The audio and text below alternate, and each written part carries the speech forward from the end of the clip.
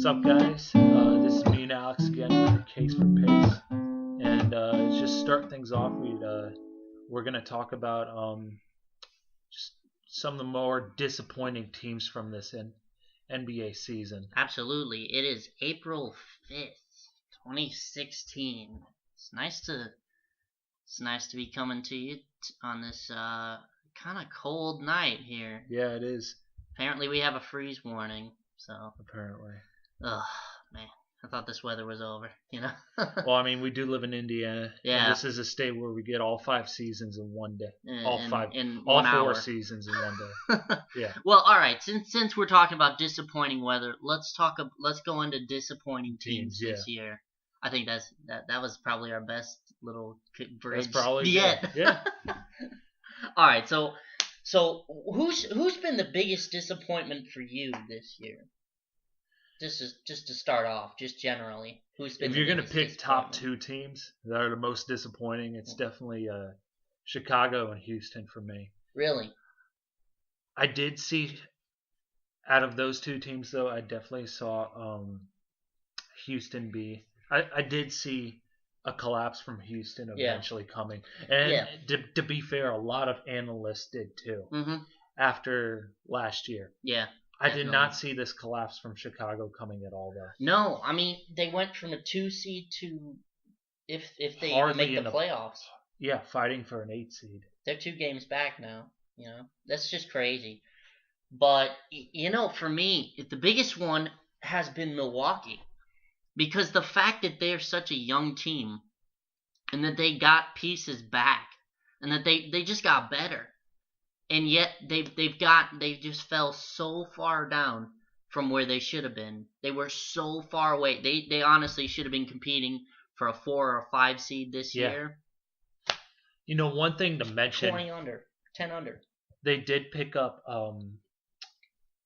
Greg Monroe in this past offseason. I thought that was going to be brilliant. I thought that was going to be brilliant too.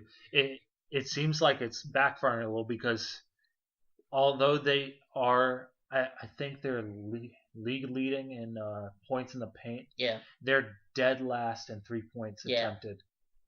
So, in a day and age where a 3-pointer is such a weapon, they don't utilize that at all. And to be fair, they don't have the players to do it. Personnel. They play their system well, and they have a lot of great balance on offense. But, one area where they're definitely struggling is on the defensive end.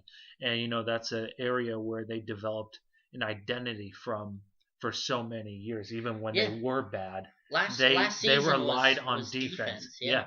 Even when they were bad, they did rely on their defense heavily to carry them through games. Yeah, they did. And you know what? That was all based around Jaja Pachulia. Jaja Pachulia locked that defense into place. He was the glue that held that team together. And you know what? He opened up the floor for everybody. The problem with Greg Monroe in this system, and why he's not flourishing the way he should, and helping the rest of the team flourish, is because of ball space. Yeah, he has there's no floor space out there for Milwaukee. Giannis Antetokounmpo, Jabari Parker, and Chris Middleton, 3 small forwards out there. 2 of them are Jabari Parker's 6'8". Giannis Antetokounmpo is 6'11", and Chris Middleton is 6'9". I mean, they've got a long group, they've got a tall group, but they don't shoot the basketball. One thing you can definitely hope for in the future is a guy like Giannis Antetokounmpo. Supposedly he was trying to work out a few things with his 3-point game during this offseason. Has not really translated into this regular season. Well, most of what he was working on in earlier in the year, trying to get into it, was his mid-range jump shot. Yeah. He was developing that part of his game this season. I mean, he's shooting 50% from the field this year. Well, I mean, he's looking good. He's looking good from that. He's an overall well-rounded player. Yeah. I'm looking at his stats right now. 16.8 points a game, 4.2 assists, 7.5 rebounds. Doesn't really turn it over. Mm-hmm. He gets into a little bit of foul trouble, but then again, he's a young player still, and a lot of times we do forget that. Definitely. So that's pretty common with young players. I think he's 21 now. Something like that, yeah. He's a young kid, man. He really is. He's improved every single year that he's come into the league. And, he's just one of those bright young stars, and he's definitely the guy that I think is going to be the centerpiece for this team moving forward. And he needs to be. Yeah. And the front office needs to make sure that's the case. Yeah. I do like the personnel. It's just, first of all, Giannis Antetokounmpo is he's one of the hardest names to pronounce in the NBA.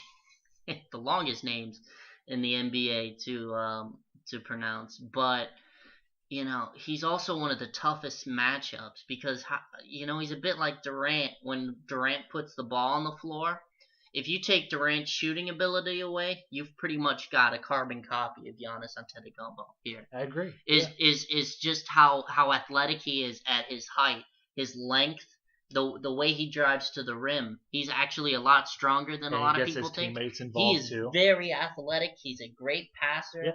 Yeah. My problem with Milwaukee is that they play slow. I would want to play quick. I would want to play fast with this style. When you have three small forwards on the court together. Yeah, that's what I was going to say. You know what? They have all the players to run a system that would be able to play fast. Yeah. But they're not utilizing it. I think the one position that they truly need an upgrade at is the point guard. I agree. Michael Carter-Williams is not cutting it.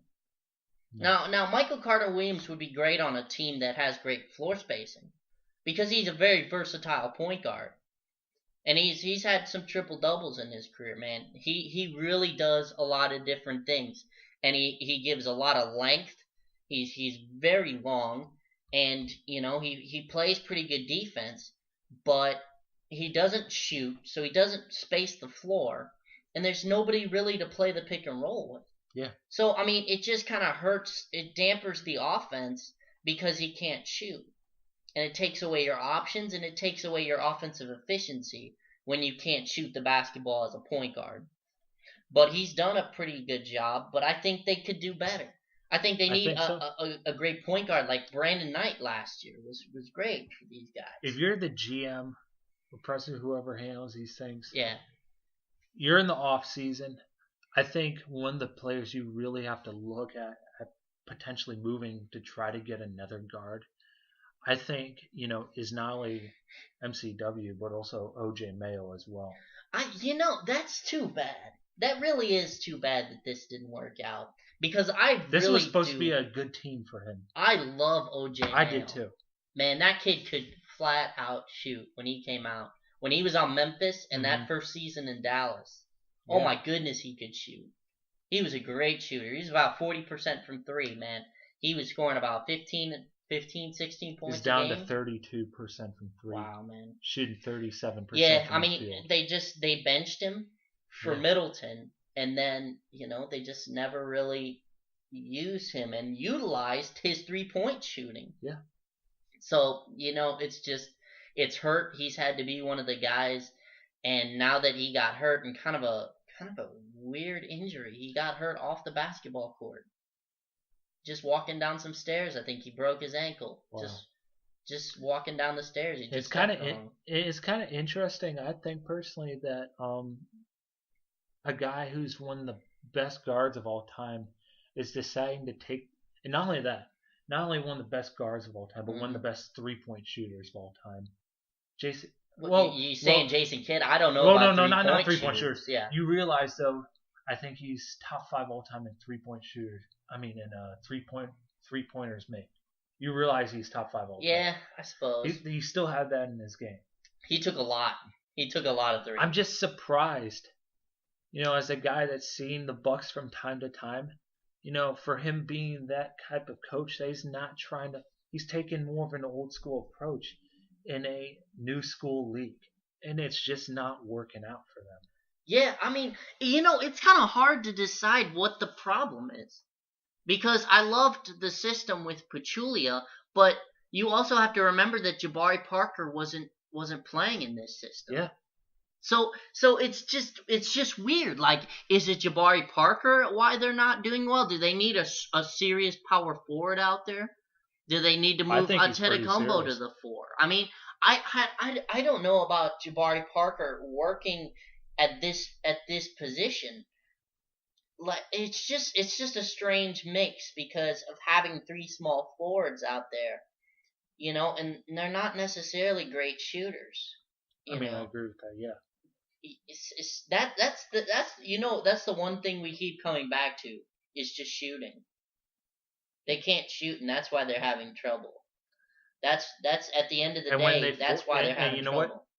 When they force it with players that can't shoot, that's where they've run into their trouble. Yeah, And it shows on both ends of the court it for really them. does. It really does. Yeah. They've been exposed this year on the defensive end Hmm. because they have liabilities, Well, that's why I'm saying especially at in the the fourth middle, position. especially in the middle with the 4 and the 5, especially Greg Monroe. Greg Monroe takes advantage of his matchup. If he had better floor spacing, I think that he would have an easier time scoring inside. But And you know what? He's not known for his defense though. he's not. They And knew that's something they when need. they traded Pachulia for chump change. That was the in return on their investment that they knew that they were getting. They traded Pachulia for like a second round pick. Mm-hmm. Horrible. Dallas looked like they were shot. Then you got all these people in Dallas calling for him to be an all-star this past year. Yeah. Because he actually showed up to play And in Greg Dallas. Monroe, who actually had pretty good numbers. Greg Monroe's numbers are pretty good. He's not any scrub at all. No. Not even close. I mean, his numbers are down this year because he's on a more well-balanced offensive team. They were bringing him off the bench at one point. That's why his numbers I don't are get down. it. He was coming off the bench for 10 I don't games. get it. I can't get a read on this team. And injuries this last month or so have just destroyed this team all the way through. But you know what, man? The Bucks, they really just need to find an identity. They need to find their identity and go with it. I think they need to I think they need to get back to that defensive identity they had for so many years. I don't know why they all of a sudden decide to dump it. Yeah, I agree. That's what won them games. Yeah, it did. It did. And it made a competitive series against the Bulls. Yeah. Because they played they played a defensive tenacity and they battled and they attacked their opposition. I think for a period of 4 straight years they were top 5, top 10 in defensive efficiency. Yeah, I'd say yeah. They were up there. Yeah. They